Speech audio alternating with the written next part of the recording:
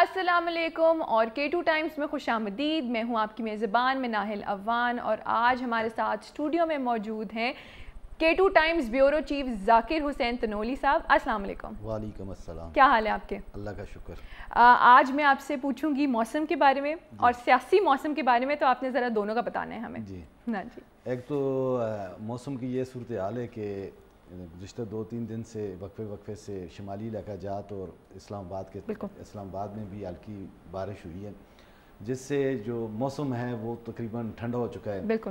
اوپر آپ ناران کاغان بابو سٹاب کی بات کریں تو وہاں پہ پہاڑوں پہ برف باری بھی موسم سرما کی ہو چکی ہے.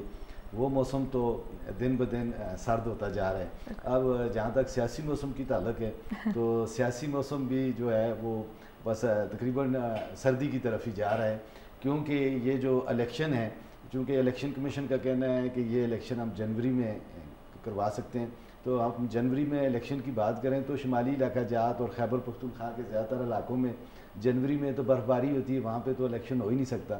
تو یہی ہے کہ یہ الیکشن جو ہے یہ مارچ اپریل یا اس سے اوپر جا سکتا ہے. تو ابھی میاں نواز شریف صاحب کی آمد کے حوالے سے بھی باتیں چل رہی ہیں, تو وہ جب آئیں گے تو تھوڑا سا سیاسی میدان جو ہے پھر وہ تمام پولیٹیکل پارٹیز جو ہیں وہ گراؤنڈ میں نکلیں گی, کمپین کریں گی, تو پھر جو درجہ حرارت ہے سیاست کا وہ اوپر جا سکتے ہیں. اب تو تمام سیاسی پارٹیاں جو ہیں وہ بالکل سرد پڑی ہیں اور اب صرف زبانی بیانات تک بات چل رہی ہیں. چلیں بڑھتے ہیں ہم اس ہفتے کی پہلی خبر کی طرف, اور وہ یہ ہے کہ چیئرمین پی ٹی آئی کے بغیر منصفانہ انتخابات ہو سکتے ہیں. نگران وزیر اعظم جی, یہ نگران وزیر اعظم انوار الحق کاکڑ نے گزشتہ روز غیر ملکی میڈیا سے بات چیت کرتے ہوئے کہا ہے کہ یہ جو چیئرمین پی ٹی آئی کے بغیر بھی منصفانہ انتخابات ہو سکتے ہیں. بالکل. ان کا مزید یہ کہنا تھا اس حوالے سے کہ اس وقت پی ٹی آئی کی بہت سارے لوگ جو ہیں وہ غیر قانونی سرگرمیوں کی وجہ سے جیلوں میں پڑے ہیں, لیکن اس کا یہ مطلب نہیں ہے کہ ساری پی ٹی آئی کی عادت یا پی ٹی آئی کے لوگ جو ہیں وہ جیلوں میں ہیں. بہت سارے لوگ بہت سارے حلقوں کے لوگ ان کے اپنے حلقوں میں موجود ہیں, وہ الیکشن لڑ سکتے ہیں. اس حوالے سے ان کا مزید یہ بھی کہنا تھا کہ یہ الیکشن کرانا الیکشن کمیشن کی ذمہ داری ہے, الیکشن کرانا فوج کی ذمہ داری نہیں ہے. اس کے ساتھ ان کا مزید یہ بھی کہنا تھا کہ ہم عدالتی جو فیصلے ہیں ان میں کسی قسم کی بھی مداخلت نہیں کریں گے, اور افغانستان کے ساتھ جو ہمارے تعلقات ہیں وہ معمول پہ آنے کے حوالے سے یا ان میں بہتری آنے کے حوالے سے اس پہ ٹائم لگے گا. یہ اس طرح نہیں ہے کہ ایک دن میں یہ چیزیں ٹھیک ہو جائیں گی, تو یہ چیزیں وقت کے ساتھ ساتھ ٹھیک ہوں گی. الیکشن کے حوالے سے یہی ان کا جو لب لباب تھا کہ جو چیئرمین پی ٹی آئی ہیں ان کے بغیر بھی یہ الیکشن ہو سکتا ہے. یہ نہیں ہے کہ اگر وہ الیکشن میں حصہ نہیں لیں گے تو ملک میں الیکشن فیئر نہیں ہوں گے. ان کے بغیر بھی جو الیکشن ہیں وہ منصفانہ ہوں گے, اور اس میں سب لوگ تمام جو پارٹیاں ہیں سیاسی پارٹیاں وہ حصہ لیں گی, اور بشمول جو ہے پی ٹی آئی کے لوگ بھی اس میں حصہ لیں گے. ایسا نہیں ہے کہ سارے پی ٹی آئی کے جو لوگ ہیں وہ سارے جیلوں میں اور ہم الیکشن کروانے جا رہے ہیں. اگلی خبر کی جانب بڑھتے ہوئے کہ پاکستان میں رہائش پذیر افغان شہریوں کی تعداد 37 لاکھ تک پہنچ گئی. جی, یہ اقوام متحدہ کے ہائی کمشنر ہیں برائے افغان پناہ گزین, انہوں نے ایک رپورٹ جاری کی ہے کہ جس میں 13,30,000 جو ہیں پاکستان میں وہ افغان ریفیوجیز جو ہیں وہ رجسٹرڈ ہیں. اس کے ساتھ ساتھ 7,75,000 جو ہیں وہ غیر رجسٹرڈ ہیں. تو اس طرح جو پاکستان ہے آج تک وہ دنیا میں پناہ گزینوں کے حوالے سے میزبانی کرنے والا اس وقت دنیا کا سب سے بڑا ملک ہے. یہ جو غیر قانونی افغان پناہ گزین ہے پاکستان میں, یہ ہر طرح کی غیر قانونی ٹرانزٹ میں ملوث ہیں. اس کے ساتھ ساتھ آپ اگر پورے پاکستان میں دیکھیں تو چمن سے لے کر آپ جی بی تک دیکھیں یا کراچی تک دیکھیں تو آپ کو تمام کاروبار پر یہ جو افغان شہری جو ہیں یہ آپ کو نظر آئیں گے.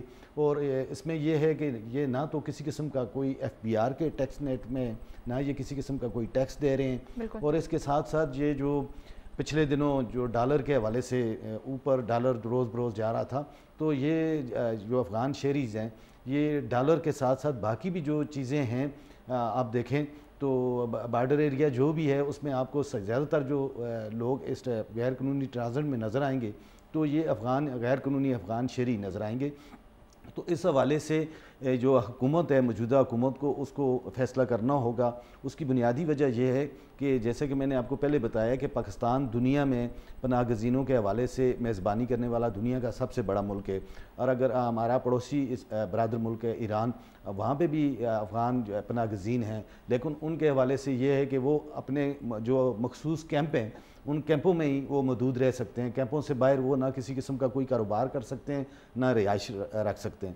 لیکن بدقسمتی سے گزشتہ کافی ایک دہائیوں سے یہ پاکستان میں یہ ہے کہ ہمارے پاس جو افغان پناہ گزینوں کے کیمپ ہیں وہاں پہ بھی رہائش ضرور انہوں نے رکھی ہوئی ہے, لیکن آپ کے گلی محلوں اور یہاں تک کہ آپ کے اسلام آباد میں بھی آپ دیکھیں تو آپ کو افغان شہری غیر قانونی رہائش پذیر وہ بھی نظر آئیں گے, کاروبار کرتے بھی نظر آئیں گے.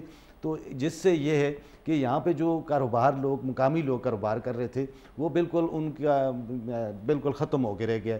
اس کی بنیادی وجہ یہ ہے کہ یہ نہ تو کسی قسم کا کوئی ٹیکس دیتے ہیں, نہ یہ FPR کے پاس رجسٹرڈ ہیں, نہ باقی کسی جو ادارے ہیں جو ٹیکس کلیکشن میں کرتے ہیں ان کے پاس یہ افغان پناہ گزین جو ہیں وہ کسی قسم کے رجسٹرڈ نہیں ہیں.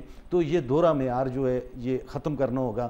انٹرنیشنل قانون بھی ہے کہ یہ جو پناہ گزین ہیں یہ اپنے علاقوں تک کیمپوں تک محدود ہوں گے. وہ اپنے کیمپ کے اندر تو کاروبار کر سکتے ہیں لیکن کیمپ سے باہر وہ کسی قسم کے کاروبار کسی قسم کی نقل و حرکت نہیں کر سکتے. تو اس کے حوالے سے جو موجودہ حکومت ہے اس کو یہ سٹیپ لینا ہوگا تاکہ ملکی معیشت کو سہارا مل سکے. تو کیا انہوں نے کوئی انیشیٹو لیا ہے یا لینے کا سوچا ہے؟ ابھی یہ جو باتیں چل رہی ہیں کافی دنوں سے کہ افغان وزیر اعظم پاکستان کی طرف سے باقی اداروں کی طرف سے کہ ہم ان کے خلاف وہ کریک ڈاؤن بھی شروع ہوا ہے. تمام جتنے بھی غیر قانونی افغان سٹیزن کی بات نہیں ہے, جتنے بھی غیر قانونی پاکستان میں پناہ گزین ہیں یا غیر قانونی تارکین وطن ہیں ان کے خلاف مختلف ادارے جو ہیں وہ کریک ڈاؤن کر رہے ہیں. خاص کر افغان سٹیزن کی بات ہو تو ان کے حوالے سے بھی بات کر رہی ہے. اب دیکھیں افغانستان میں امن ہو گیا ہے, افغانستان میں ایک حکومت قائم ہے, تو ان لوگوں کو وہاں پہ واپس جانا چاہیے, اپنے ملک کی معیشت میں کردار ادا کرنا چاہیے. یہ ایک پاکستان پہ ایک بہت بڑا بوجھ ہے جو پہلے ہی پاکستان کی معیشت جو ہے وہ کمزور ہے, اور جس سے یہ لوگ جو اوپر سے آ جاتے ہیں تو اس سے اور پاکستان کے جو حالات ہیں کیونکہ یہ ٹیکس کسی قسم کا نہیں دے رہے اور بہت سارے وسائل پہ یہ استعمال کر رہے ہیں.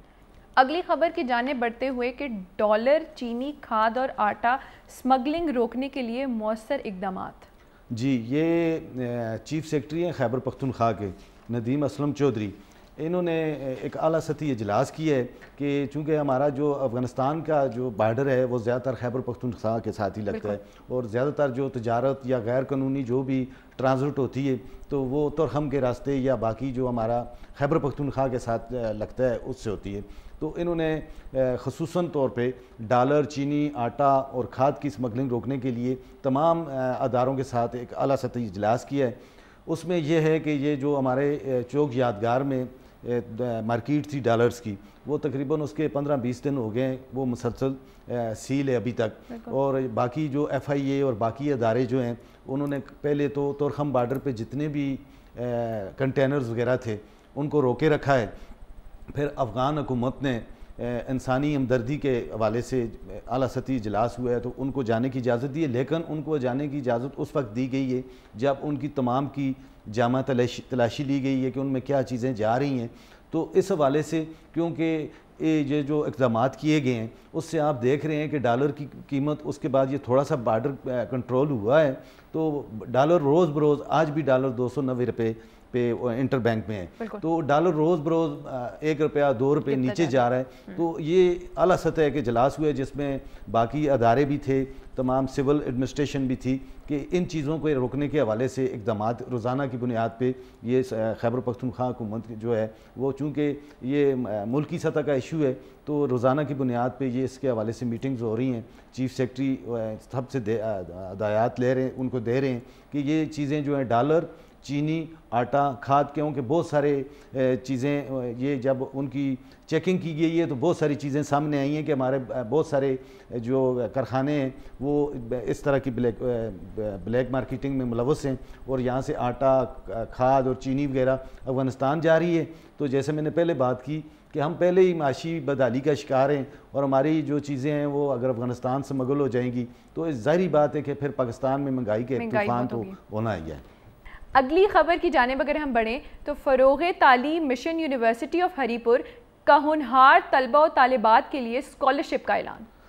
جی جامعہ ہری پور جو ہے وہ 2012 سے ہی جو محنتی یا لائق طالبہ طلبات ہیں ان کو اسکالرشپ دے رہی ہے.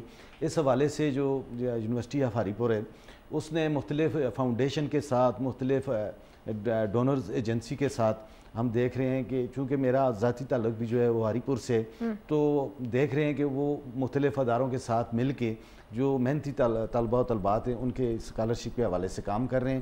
اس کے ساتھ ساتھ چونکہ یونیورسٹی آف ہری پور اس کا اتنا عرصہ نہیں ہوا لیکن ہم اگر دیکھیں تو ہزارہ ڈویژن میں اس وقت چونکہ ہری پور یونیورسٹی جو تھی پہلے یہ مانسہرہ یونیورسٹی ہزارہ یونیورسٹی کا ایک کیمپس ہوا کرتا تھا تو آج الحمدللہ یہ ایک فل یونیورسٹی ہے اور اس میں بہت سارے شعبے کام کر رہے ہیں. ابھی بھی بہت سارے شعبوں کی جو کمی ہے خاص کر میں بات کروں تو وہاں پہ ماس کمیونیکیشن کی بہت کمی ہے.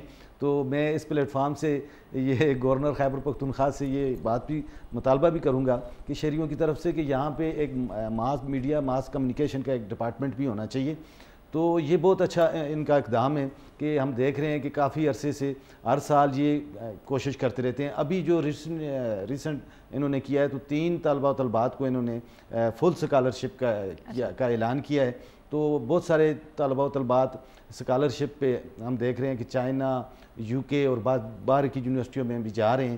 تو میں سمجھتا ہوں کہ ہزارہ میں اور خاص کر ہری پور میں اس یونیورسٹی سے ایک تعلیمی انقلاب آئے گا چونکہ کافی عرصے تک جو ہزارہ ہے اور خاص کر میں ہری پور کی بات کروں جہاں سے ہزارہ شروع ہوتا ہے تو یہاں پہ یونیورسٹی نہیں تھی جس کی وجہ سے غریب جو لوگ ہیں وہاں کے وہ اپنے بچوں اور بچیوں کو پشاور یا دوسرے شہروں میں بھیج نہیں سکتے تھے.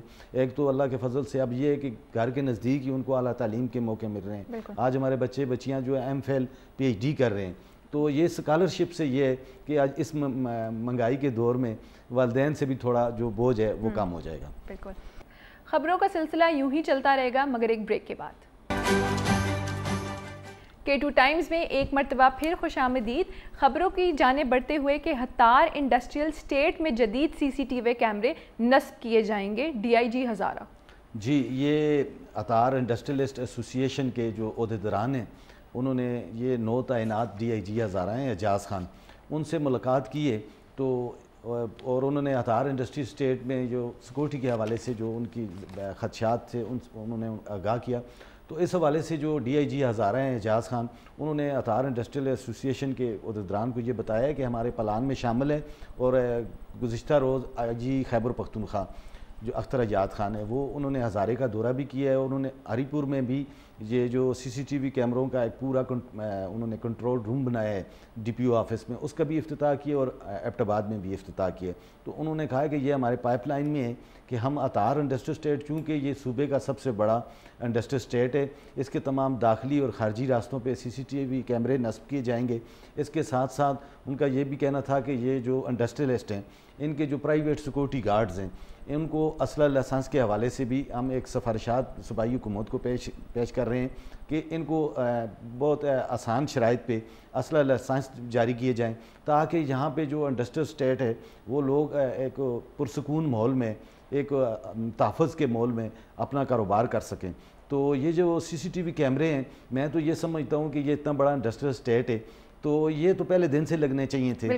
اب بھی اگر ان کو ہوش آ گیا ہے تو یہ انڈسٹریلسٹ اور پولیس کو مل کے میں سمجھتا ہوں کہ ہتار انڈسٹری اسٹیٹ کے جتنے بھی داخلی اور خارجی راستے ہیں ان پہ CCTV کیمرے ہونے چاہیے ایک مکمل کنٹرول روم. اور یہی DIG ہزارہ کا بھی کہنا تھا کہ ہم ایک مکمل کنٹرول روم بنا رہے ہیں تاکہ ہتار انڈسٹری اسٹیٹ میں کوئی بھی آئے کوئی بھی جائے تو اس کا گاڑی آئے یا کوئی چیز بھی ہو تو مکمل اس کا ریکارڈ ہو. اس سے یہ ہوگا ان کا یہ کہنا تھا کہ اس سے یہ ہے کہ جرائم کی شرح میں بہت زیادہ کمی آئے گی. اگر اللہ نہ کرے کوئی ایسی چیز ہو بھی جاتی ہے تو اس میں یہ ہے کہ CCTV کیمروں سے ملزمان تک بندہ پہنچ سکتا ہے. اب دنیا کدھر سے کدھر پہنچ کے لیکن آپ کو لگتا ہے کہ اس سے کوئی نہ کوئی جرائم میں ضرور کمی ہوگی کیونکہ بہت سی جگہ بہت زیادہ کیمرے لگے بھی ہوتے ہیں لیکن کوئی پولیس ایکشن نہیں لیتی ہے. نہیں یہ تو میں آگے جا کے آپ کو بتاؤں گا کہ ایک بڑا مس ہیپی ہوا تھا گزشتہ دنوں ہتار میں. بالکل. تو وہ CCTV کیمروں سے ہی ان کی شناخت ہوئی ہے.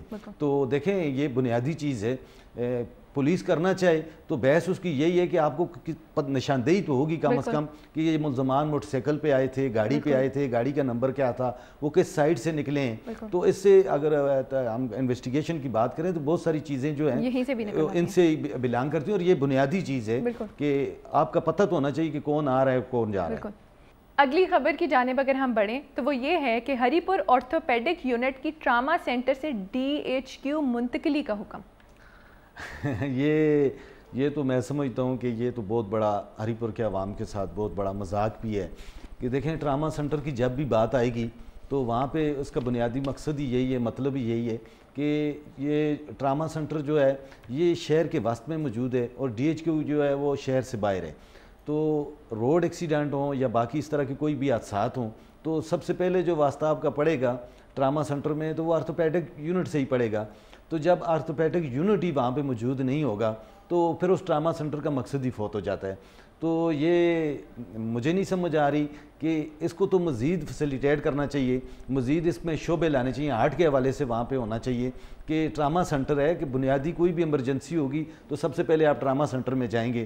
تو ہری پور کا جو DHQ ہے وہ تو ایک لنک روڈ پہ موجود ہے, تو وہاں پہ جاتے جاتے ہی لوگوں کا برا حال ہو جائے گا. اس ٹراما سینٹر کے حوالے سے بھی یہ آرتھوپیڈک یونٹ ہونے کے باوجود بھی لوگوں کو بہت زیادہ شکایات تھیں کہ یہاں پہ ٹراما سینٹر میں کوئی بھی حادثے میں کوئی بندہ آتا ہے تو زخمی تو اس کو یہ ایک ہی کام کرتے ہیں کہ یہاں سے بس ریفر کر دیتے ہیں ایوب میڈیکل کمپلیکس میں.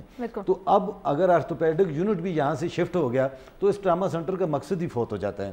تو لہٰذا جو ارباب اختیار ہیں محکمہ صحت کے, لوکل سطح پہ ہیں یا صوبائی سطح پہ ہیں یا کمشنر ہزارہ ہیں, ان کو چاہیے کہ یہ اس پہ نوٹس لیں. عوام پہلے ہی وہ کہتے ہیں نا ذہنی خلفشار کا شکار ہے, وہ پہلے ہی پریشان ہیں. تو اگر اس طرح کے اقدامات کریں گے لوگوں کو مزید سہولیات دینے کے بجائے ان کے پاس جو پہلے سے سہولیات موجود ہیں اگر آپ ان کو بھی چھینیں گے تو ظاہری بات ہے لوگوں میں ایک اشتعال پیدا ہوگا. تو اس حوالے سے کافی لوکل سطح پہ مختلف سوسائٹی جو ہیں, مختلف جو ادارے ہیں وہ آپس میں بات کر رہے ہیں. یہ نہ ہو کہ کل لوگ روڈوں پہ احتجاج کریں. تو یہ ٹراما سینٹر کو مزید فعال کیا جائے, نہ کہ اس کے جو یونٹ پہلے سے موجود ہیں ان کو بھی ختم کیا جائے. بالکل. اگلی خبر کی جانب اگر ہم بڑھیں تو وہ یہ ہے کہ گورنمنٹ ہائی اسکول کرپلیاں لدھڑ منگ اساتذہ کی کمی. جی یہ خالی کرپلیاں اور لدھڑ منگ کا ایشو نہیں ہے. یہ جو علاقے ہیں کرپلیاں اور لدھڑ منگ یہ وہ علاقے ہیں جنہوں نے اپنے آباء و اجداد کی قبریں جو ہیں وہ تربیلا ڈیم کی نظر کی ہیں. اچھا. یہ اگر ہم اس کو سادہ زبان میں کہیں تو یہ ہری پور کا وہ علاقہ ہے جو پانی کی اس سائڈ پہ ہے, یعنی کہ تربیلا ڈیم کی اس سائڈ پہ ہے. تو اس میں خالی کرپلیاں لدھڑ منگ یا یہ ایریا شامل نہیں ہے. اگر ہم اس کی دوسری سائڈ پہ چلے جائیں تو وہاں پہ بٹ گلی, امازئی اور اس طرح کے گندف کے علاقے بھی شامل ہیں. تو یہ معززین کا ایک وفد آیا تھا DO ہری پور سے, انہوں نے ملاقات کی ہے کہ ہمارا بھی حق ہے, ہمارے بچوں کا بھی یہ حق ہے کہ ہمارے پاس جو ہائی سکول ہیں وہاں پہ سائنس ٹیچر بالکل نہیں ہیں. تو انہوں نے ایک خود سے آفر دی. آپ اندازہ لگائیں کہ جو ان لوگوں کو اپنے بچوں کی تعلیم کے حوالے سے کتنی فکر ہے. انہوں نے کہا ہے کہ اس کی ڈیٹیل یہی ہے کہ آپ جو ٹیچر وہاں پہ اپائنٹ کریں ان کو تنخواہ ہم دیں گے. اچھا. تو اب میں اس بات پہ حیران بھی ہوں کہ DO صاحب نے اس پہ اتفاق بھی کیا ہے کہ اچھا تنخواہ آپ دے دیں, بندے ہم ڈیٹیل کر دیتے ہیں. تو یہ ہم کہیں باہر کی بات نہیں کر رہے, یہ ڈسٹرکٹ ہری پور کی بات کر رہے ہیں اور سرکاری سکولوں کی بات کر رہے ہیں, ان سکولوں کی بات کر رہے ہیں جہاں پہ 10 سال تک تبدیلی کے نام پہ گورنمنٹ رہی ہے. تو حالت یہ ہے کہ وہاں پہ بچوں کو 9th 10th میں سائنس ٹیچر ہی نہیں ہے. اب سکولوں میں جب سائنس ٹیچر ہی نہیں ہے تو بچے کیسے پڑھیں گے, بچے آگے کیسے جائیں گے. تو ان کے والدین نے یہ ایک وفد بنا کے DO محل کے پاس آئے ہیں کہ آپ اس طرح کریں خدا را کہ وہاں پہ ٹیچر آپ اپائنٹ کریں, ٹیچر تعینات کریں. اگر تنخواہ کا کوئی ایشو ہے اور DO صاحب نے ان کو کہا بھی ہے, یہ آن دی ریکارڈ کہا ہے کہ ہمارے پاس فنڈ نہیں ہے, تو انہوں نے کہا کہ اگر فنڈ نہیں ہے تو تنخواہ ہم دیں گے, لیکن خدا را آپ یہ کریں کہ وہاں پہ ٹیچر بھیج دیں. بالکل. اگلی خبر کی جانب اگر ہم بڑھیں تو وہ یہ ہے کہ ہری پور جرائم کی روک تھام کے لیے 2 تھانے قائم. جی یہ اس طرح ہے کہ تھانہ سٹی اور تھانہ کوٹ نجیب اللہ ہری پور کے یہ وہ تھانے جن کا جو ایریا تھا وہ بہت زیادہ تھا. چونکہ تھانہ سٹی جو ہے روز بروز آبادی میں اضافے کی وجہ سے یہ اس کا بہت زیادہ آبادی بڑھ گئی تھی. جس کی وجہ سے جرائم کی شرح بھی وہاں پہ چھوٹی موٹی جو ہے وہ بڑھتے جا رہے تھے وقت کے ساتھ ساتھ. تو اس پہ ڈی پی او ہری پور جو ہیں عمر خان, انہوں نے ایک پرپوزل بھیجی تھی ڈی آئی جی ہزارہ کو کہ آپ تھانہ سٹی کی حدود میں ٹی آئی پی ایک ایریا ہے, اس کو وہاں پہ پولیس چوکی تھی, اس کو بھی آپ تھانے کا درجہ دے دیں, اور اس کے ساتھ ساتھ جو افغان کیمپوں کے ساتھ ہماری پنیا چوکی ہے اس کو بھی تھانے کا درجہ دے دوں. تو اس کا باقاعدہ نوٹیفیکیشن جاری ہو گیا, وہاں پہ ایس ایچ او بھی تعینات کر دیے گئے ہیں. اور اس سے یہ ہے کہ چونکہ اب ایک تھانے کی حدود میں دوسرا تھانہ بن گیا اور دوسرے تھانے, تو اس سے یہ ہے کہ پولیس نفری بھی زیادہ ہو جائے گی, گشت بھی زیادہ ہو جائے گی. تو چونکہ لیکن آپ کو نہیں لگتا کہ جگہ جگہ پہ ہمارے یہاں پر تھانے ہیں لیکن جرائم کے اندر کوئی کمی ہمیں محسوس نہیں ہوتی؟ نہیں, دیکھیں اگر ہم مجموعی طور پہ بات کریں تو دیکھیں جرائم تو دنیا پوری میں ہوتے ہیں, ایسی بات نہیں ہے, لیکن ہزارہ کوئی ایکشن نہیں لیا جاتا. نہیں ہے, ایکشن بھی لیا جاتا ہے, لیکن انویسٹیگیشن میں بہت ساری چیزیں ہیں, کمیاں ہیں. یہ نہیں کہ ہم لوگ پکڑے بھی جاتے ہیں, لیکن یہاں پہ بدقسمتی یہ ہے کہ لوگوں کو سزا نہیں ہوتی. تو اس میں یہ ہے کہ قانون سازی بھی ہے, مسئلہ ہے ہمارے پاس تفتیش کے بھی وہ غیر روایتی طریقے ہیں, تو یہ بھی بہتر کرنے کی ضرورت ہے. یہ نہیں ہے کہ ہمارے پاس ملزم پکڑے نہیں جاتے, پکڑے جاتے ہیں, لیکن یہ ہے کہ ہم اکثر دیکھتے ہیں کہ بڑا ملزم پکڑے جاتے ہیں اور تیسرے دن ان کی ضمانتیں ہو جاتی ہیں. تو ان سے سنجیدگی سے ان پہ سوچنے کی بات ہے. تھانے بہت ضروری ہیں, یہ نہیں ہے کہ تھانے دیکھیں ایک دن اگر ہم پولیس پہ تنقید تو کرتے ہیں, لیکن اگر ایک دن پولیس کو سوئچ آف کر دیں تو لوگ ایک دوسرے کو کھا نہ جائیں. بالکل, یہ بات تو ہے, لیکن بات یہ ہے کہ ان تھانوں سے یہ ہے نا, یہ تھانے پہلے بہت بن جانے چاہیے تھے کہ اب بہت زیادہ آبادی بڑھ گئی ہے. ایک نفری 10 آدمی ہیں, وہ اتنے ایریوں کو کور ہی نہیں کر سکتے, گشت ہی نہیں کر سکتے. تو یہ تھانے بہت ضروری تھے, لیکن اس کے ساتھ ساتھ تھانے بھی ضروری ہیں اور انویسٹیگیشن کے غیر روایتی طریقوں کا حل نکالنا بھی بہت ضروری ہے. انویسٹیگیشن میں آج ڈیجیٹل دور آ گیا, آپ کے پاس ٹریکنگ سسٹم ہونا چاہیے, سی ڈی آر کا سسٹم ہونا چاہیے, فرانسک لیب ہونے چاہیے. تو ان میں ہم آج تک وہ پرانے غیر روایتی طریقوں میں پھنسے ہوئے ہیں. یہی وجہ ہے کہ ہمارے ملزمان جو ہوتے ہیں مقدمات کے, ان میں سزا نہیں ہوتی. بالکل. K2 ٹائمز میں آج کے لیے اتنا ہی. بہت بہت شکریہ ذاکر حسین تنولی صاحب کہ آپ نے شو میں شرکت کی. جی آپ کا بھی بہت بہت شکریہ. آج کے لیے اتنا ہی. مجھے میں ناہل اوان کو اجازت دیجیے. اللہ حافظ.